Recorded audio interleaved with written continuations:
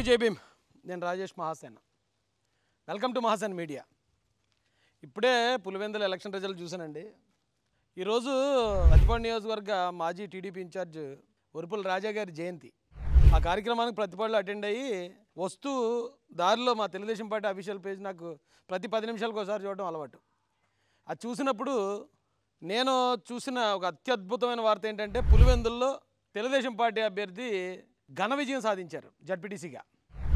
అయితే దాదాపు ఒక 15-20 రోజుల నుంచి మొత్తం వైసీపీ వాళ్ళందరూ ప్యాంట్లు షర్ట్లు సింపేసుకుని రోడ్ల మీద పడి దొరుకుతా ఎడుతూనే ఉన్నారు, ఏదో జరిగిపోతుందని.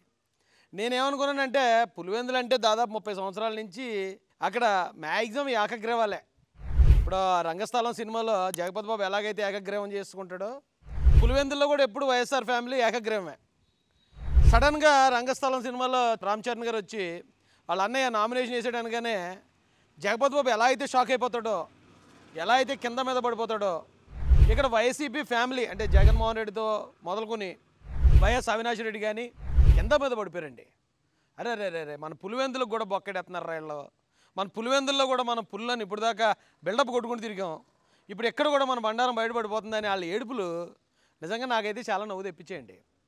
అయితే ఇప్పుడు ఎలక్షన్ రిజల్ట్ చూశాక అసలు నిజంగా పులివెందుల్లో పుల్లేనా లేకపోతే ఈ డమ్మీ పుల్లా అనుకున్నాను నేను. ఎందుకు చెప్తున్నాను ఇదంటే, ఎలక్షన్ జరిగిందండి, 6,600 + 700 అంటే 7,400 ఓట్లు. 7,400 ఓట్లు పోలేని దగ్గర 30 సంవత్సరాల నుంచి వైసీపీ కంచుకోటగా ఉన్న పులివెందుల్లో దాదాపు సగం ఓట్లు వస్తాయి అనుకుంటాం కదా. ఎంత ఓడిపోయినా కూడా సగం ఓట్లనే తెచ్చుకుంటారు అనుకున్నాను నేను. కానీ తీరా చూస్తే 10% ఓట్లు, 100కి 10 మంది వేసారు ఓట్లు. కేవలం 600 ఓట్లు పడ్డాయటండి వైసీపీ అభ్యర్థికి, కేవలం 600. టీడీపీ అభ్యర్థికి ఏమో 6,700 ఓట్లు. అంటే 10 టైమ్స్ ఎక్కువ ఓట్లు పడ్డాయంటే దాని అర్థం ఏంటి? ఇప్పుడు దాకా వాళ్ళు ఏకగ్రీవాలు ఎందుకు చేసుకుంటున్నారంటే, ఏకగ్రీవం చేసుకోకపోతే వాళ్ళు ఓడిపోతారు కాబట్టి. మొన్నటిదాకా ఈవీఎంలు నేడిచేవారు, ఇప్పుడు ఈవీఎంలతో జరగలేదు ఎలక్షన్ కాబట్టి ఇప్పుడు దొంగ ఓట్లు అంటున్నారు. ఏమంటే 6,700 దొంగ ఓట్లు వేస్తారు ఎవడానండి? అక్కడ ఉన్నది మొత్తం 7,400 ఓట్లు అయితే 6,700 మంది బయట నుంచి వచ్చి ఓట్లు వేస్తారా?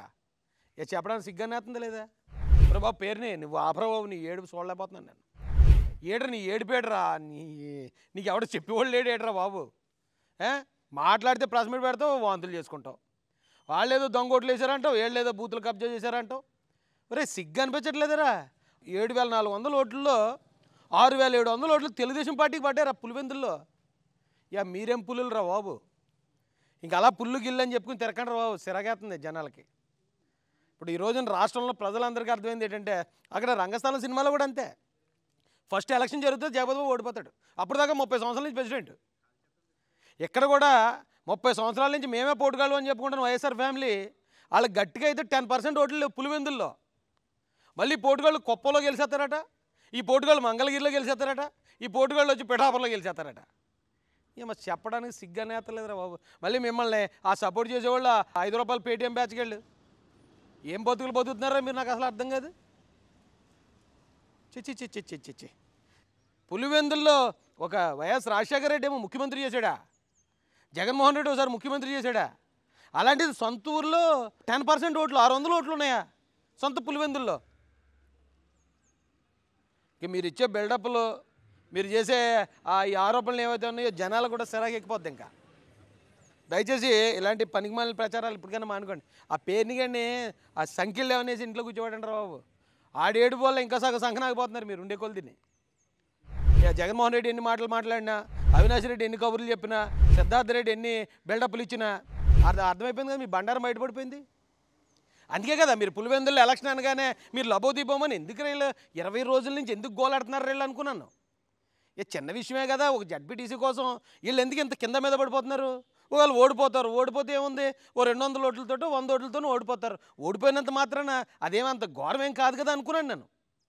కానీ వీళ్ళకి పులివెందుల్లో 10% ఓట్లే ఉన్నాయి, 600 ఓట్లు ఉన్నాయి పులివెందుల్లో. టీడీపీకి 6,700 ఓట్లు పడ్డాయి. వీళ్ళ బండారం బయటపడిపోద్దని వీళ్ళు ఇప్పుడు దాకా ఇంత గిలగిలా పాపం కాళ్ళు తొక్కేసుకుని ఇచ్చారనే విషయం నాకు ఇప్పుడు అర్థమైందండి. వాళ్ళు 20 రోజుల నుంచి ఎందుకు జగన్మోహన్ రెడ్డి లాంటి వ్యక్తి మొత్తం వాళ్ళ వ్యవస్థ అంతా ఇదేదో స్టేట్ ఇష్యూ లాగా ఈ జడ్పీటీసీని ఎందుకు ఫోకస్ చేస్తున్నారు రా అనుకున్నాను నేను. వీళ్ళు ఎదవుతాను ఇలా బయటపడిపోద్దనిలా ఉంది. ఇప్పుడు అర్థమైందండి నాకు. అయితే ప్రజలందరూ కూడా అర్థం చేసుకోవాలి. ఇప్పుడు వైసీపీలో ఇంకా ఎవరన్నా పదో పరకో ఉన్నారంటే వాళ్ళు డబ్బులు కాసిపడి ఉన్న వాళ్ళే తప్ప ఖాళీ పులివెందులు ఖాళీ. పులివెందుల్లో లేరు జగన్ మనుషులు. ఈ రాష్ట్రంలో ఇంకెక్కుంటారండి. అర్థం చేసుకోవాల్సిందిగా రాష్ట్ర ప్రజలందరూ కోరుతూ, ఈ గెలుపు యొక్క ఘనత మొత్తం నారా లోకేష్ గారికి చెందుతుందండి. పులివెందుల్లో 30 సంవత్సరాల నుంచి బానిసత్వంలో ఉన్న ప్రజల్ని ఈ రోజున ప్రజాస్వామ్యయుతంగా అక్కడ ఎలక్షన్లు జరిపి వాళ్ళ ఓటు వాళ్ళు వేసుకునేలాగా వాళ్ళ నాయకుడిని వాళ్ళు ఎన్నుకునే అవకాశాన్ని మొట్టమొదటిసారి కల్పించిన వ్యక్తి నారా లోకేష్ గారండి. ఖచ్చితంగా దీనిలో నారా లోకేష్ గారి గొప్పతనం ఘనత ఖచ్చితంగా ఉందని నేను చెప్పగలుగుతున్నాను. ఇప్పటివరకు చంద్రబాబు నాయుడు గారు ఆ మతోన్మాదుల్ని, మత విద్వేషాలు రేపే పాత బస్తీ వాళ్ళని, బెజవాడ రౌడీల్ని, రాయలసీమ ఫ్యాక్షనిస్టుల్ని కొమ్ములను చేశారని విన్నాం మనం.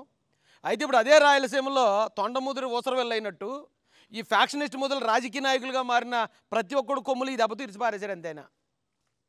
పులివెందులు కూడా ఖాళీ.